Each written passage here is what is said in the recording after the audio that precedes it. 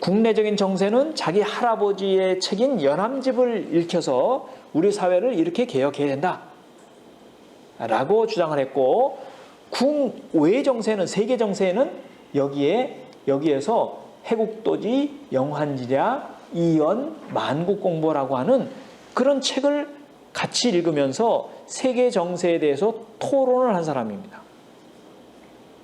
그래서 이 당시에 나중에 박영효라든지 김옥균이라든지 이런 사람들이 회고록에 보면은 자기가 처음으로 이제 서양의 사상을 접한 것은 박규수의 사랑방에서였다라고 회고록에 박영효는 써놓고 있습니다. 이 사람이 박규수입니다. 그래서 그는 1870년대 이후에 소위 문호를 개방해서 조선 사회를 변화시켜 가야 된다라고 주장했던 인물이고, 그 부분이 일정하게 수용이 돼서 박규수의 제자였던 신헌이라고 하는 사람이 1876년에 병자수호 조약을 맺을 때 총책임자가 돼요. 그래서 병자수호 조약을 맺기도 합니다. 그래서 결국은 박규수는 개화 사상의 아버지로서 이제 그 개화 사상을 전파해 준 인물이다라고 얘기할 수 있고, 두 번째는 중인층이면서, 그 당시 양반이 아닙니다. 양반이 아니면서, 즉 양반 밑에 있는 계층으로서, 신분으로서 오경석과 유대치가 개화 사상을 전파하는 데 큰 역할을 했다. 오경석은 통역관이었어요. 중국에 수십 차례 왔다 갔다 했습니다. 박규수의 통역관이기도 했어요. 그런 1850년대부터 중국을 드나들면서 중국이 변화되어가는 사정, 그리고 중국이 아편전쟁과 그 다음에 1860년에 북경의 함락, 이런 사정을 다 본 사람이에요. 그래서 그는 새로운 서양의 문명서적을 항상 갖고 들어갔어요. 중국에 가서는. 그래서 자기가 가장 친한 친구가 유대치예요. 그래서 유대치하고 논의하면서 지금 세상은 이렇게 변화가고 있고 중국도 이렇게 변해가고 있는데 이걸 우리는 어떻게 했으면 좋냐? 이런 것을 유대치하고 협의를 하게 돼요. 그래서 그는, 오경석과 유대치는 결국 이제 그 과정 속에서 서양의 근대 문물에 대한 지식이 풍미하고 있던 중국의 사정을 소개하고 새로운 세계관과 개혁 의지를 고취시키면서 지금 우리의 조선의 사회 정세는 우물 아래 개구리 형세다.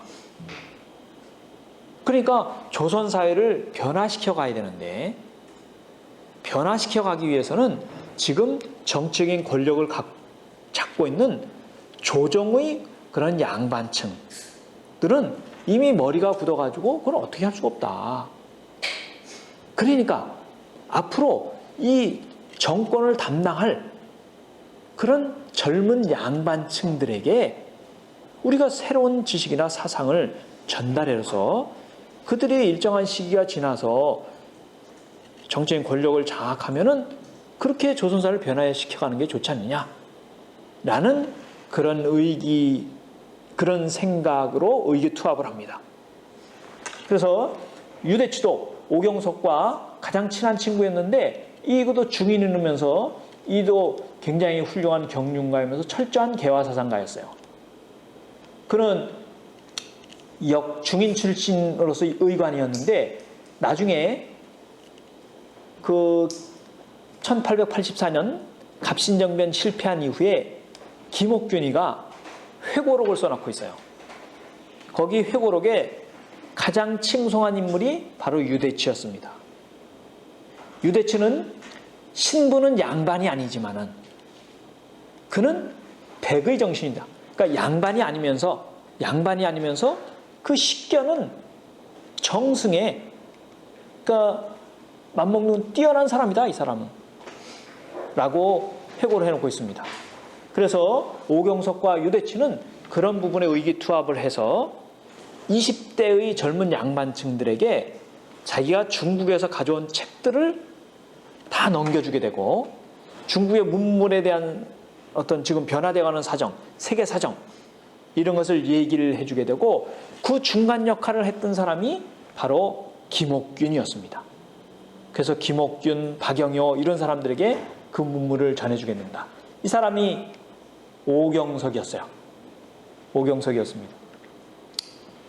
유대치는 사진이 인물이 안 알려져 있습니다.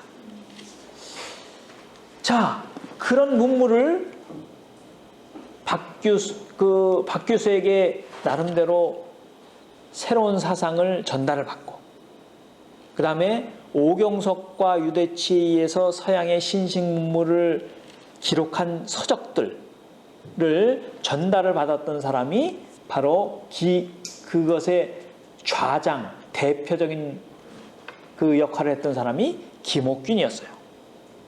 그리고 홍영식, 서강범, 박영효 이런 사람들이었습니다. 이런 사람들은 그 당시에 조선시대의 최고의 양반 가문의 이제 자제들이었습니다. 양반 사대부 가문의 아주 자식들이었다라고 얘기할 수 있습니다. 그래서 김옥균이가 갑신정변 실패한 이후에 일본에 가서 회고록을 쓰는데, 그 갑신일록이라는 회고록 중에, 거기 회고록에 보면은 이들이 이미 1880년대 무렵에 70년대 중엽 이후에 하나의 정치 집단으로서 하나의 비밀 결사 조직을 만들었다 라고 쓰고 있습니다. 그 비밀 결사 조직의 이름이 충의계였어요. 그러니까 정확한 시기는 알려져 있지 않지만은 1880년 그 전에 이미 그들이 뜻을 같이 하는 사람들이 우리 조선사회를 이렇게 해서는 안 되고 조선사회를 변화해 가야 된다 라고 하는 그런 인식에 의기투합해가지고 조선사회를 변화시켜 가자 라고 하고 뜻을 같이 하면서, 이 계라는 게 결사 조직이거든요. 그죠? 예, 비밀 결사 조직을 만들게 되었다라고 얘기를 할 수 있습니다. 이 사람이 김옥균입니다. 1851년. 요 또래 중에서는 가장 나이가 많은 사람이었어요. 갑신정변 일으킬 때 나이가 33살이었다. 33살이었고 나머지는 전부 20대예요. 20대.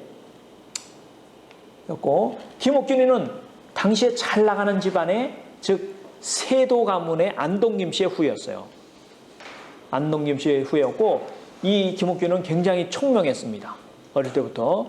그래서 이 소위 개화파 중에서 김옥균이가 좌장의 역할을 한 거예요.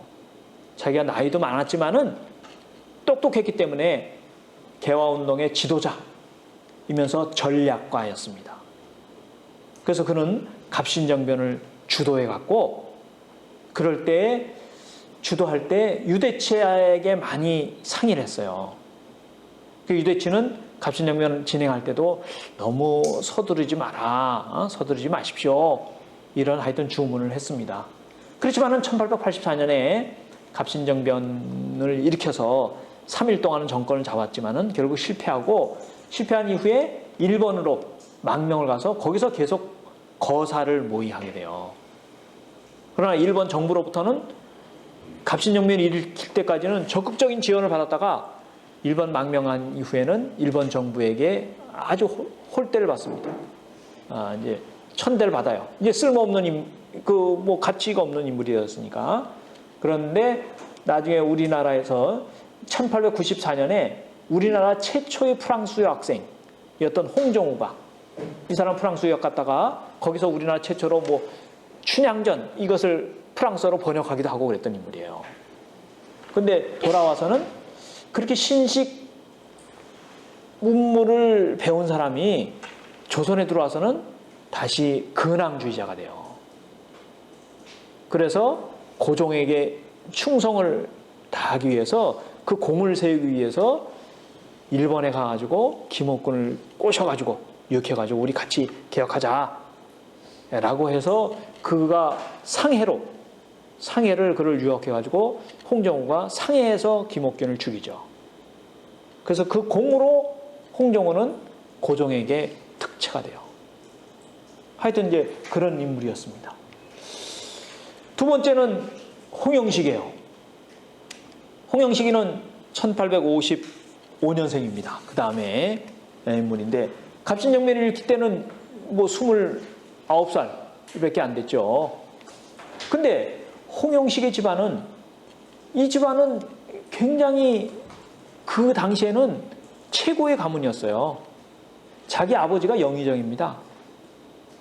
홍영식이는 고종하고 친한 친구였어요. 고종하고 어릴 때 같이 놀았어요. 아버지는 고종을 가르치기도 하는 인물이었어요. 그런데 그가 조선은 이래서는 안 된다 라는 입장을 갖게 되고 1883년 보빙사로 갈 때는 민영익이 정대표였고 홍영식이가 부대표로 갑니다.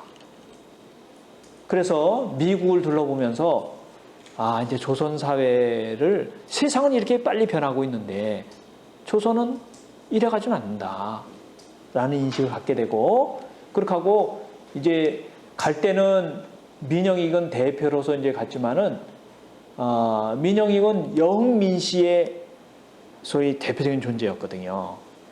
그러니까 조선 사회를 급격하게 변화시키는 것에 대해서는 반대를 했어요. 그러니까 민영익과 홍영식이는 보빙사를 갔다 온 이후에 서로의 입장을 너무 잘 아는 거야. 그러니까 미국 갔다 온 이후에는 입장이 완전히 이제 달라지게 된 거죠. 그래서 갑신정변을 일으킬 때 이 개화파들이 맨 처음에 최초의 목적은 민영익을 죽이는 것이었습니다. 너무 우리들의 목표와 지향을 너무 잘 아니까. 그래서 이제 개화파들이 보수파를 이제 소위 그 당시에 처단을 하려고 했는데, 그 중에 이제 몇 사람 주요 하여튼 표적이 있었는데 그 중에 한 사람이 민영익이었다라고 얘기할 수 있습니다. 결국 홍영식이는 1884년 갑신정변에서 고종을 계속 이제 호위하고 고종을 데려다면서 조선 사회를 하여튼 변화시키고 하려다가 결국 청군에게 하여튼 살해가 되죠. 다음에 세 번째 인물은 서왕범입니다. 서왕범도 달성서씨, 그 당시에 유력한 조선 시기의 세력 가문들이 있는데, 세도 가문이 있는데 그 중에 그 서왕범이도 달성서씨의 한 사람이었어요. 그러니까 가만히 있으면은 이들은 다 고위직으로 올라갈 사람들이었어. 그들이 세력 가문이기 때문에.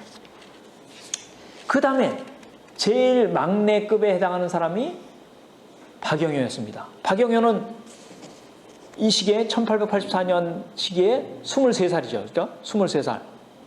뭐 여러분들 나이 이제 여기 대학교 23살. 이 박영효도 또 굉장한 사람이었어요. 박영효는 어떤 사람이냐면, 박영은 왕실의 입장에서는 부마였습니다. 부마라는 건 자기 부인이 철종의 딸이었어요. 공주를 자기 부인으로 맞이한 사람이에요.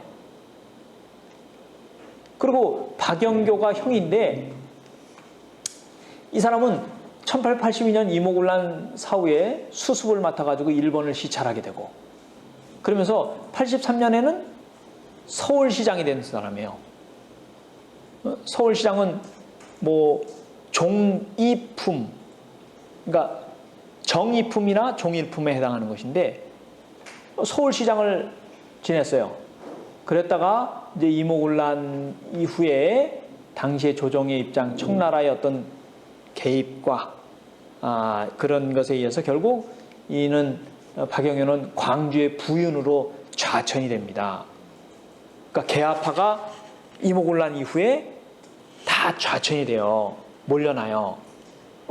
그래서 이제 박영효도 서울시장이었다가 경기도 광주의 부윤으로 이제 몰려나게 되고, 김옥균이도 통상부의 요새 시간은 경제기획원 국장이었다가 그가 이제 좌천당하게 되고, 이런 형태를 띠게 돼요. 그래서 1884년 갑신정변 실패 이후에 일본에 망명하게 되고, 1888년에는 유명한 상소문을 제출합니다. 그 당시에는 이 개화파의 입장을 가장 잘 요약을 했던 상소문을 고종에게 일본에서 제출합니다. 그것이 바로 조선사회가 나아갈 길은 당시에 봉건적 신분제도를 철폐하고 근대적 법치국가를 확립해가지고 그 다음에 근대적 그래서 교육 기구도 설립을 해야 되고 근대적 뭐 군사시설 이런 것도 만들어야 되고 그러면서 조선의 자주독립과 부국강병을 이루는 길만이 조선이 나갈 수 있는 길이다.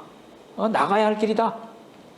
라고 그 당시에 조선의 근대적 지식인, 진보적 지식인들의 입장을 가장 잘 요약을 해서 고종에게 바치죠. 우리가 이런 것을 위해서 갑신정변을 하려고 했던 겁니다.